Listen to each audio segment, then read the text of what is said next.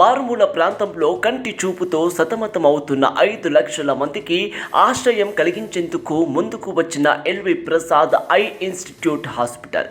నిజం, కంటి చూపుతో సతమతమవుతున్న పేదవారికి, ఉచితంగా స్తోమత ఉన్నవారికి డబ్బు రూపంలో ఇద్దరికి సమాంతరంగా వైద్య చికిత్సలు అందించి కంటి చూపు సమస్య తొలగించేందుకు మాజీ మంత్రి రఘువీరారెడ్డి, అలాగే వారి యొక్క కుటుంబ సభ్యులు, గ్రామస్తుల సహకారంతో ఎల్వి ప్రసాద్ గారు నేత్ర వైద్య విజ్ఞాన సంస్థ, నీలకంఠాపురం శాంత అండ్ జయరాం నేత్ర వైద్య కేంద్రం, శ్రీ సత్యసాయి జిల్లా మడకశిర మండలంలోని నీలకంఠాపురం గ్రామంలో నవంబర్ 3న నూతనంగా ఆసుపత్రి ప్రారంభం కూడా కానుంది.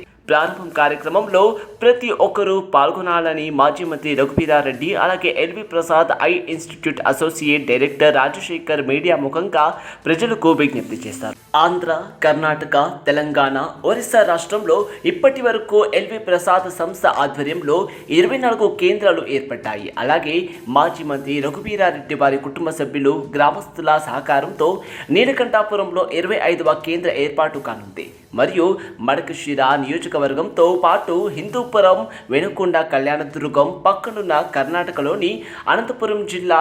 Media in charge, time and reporter బేగోవిందు.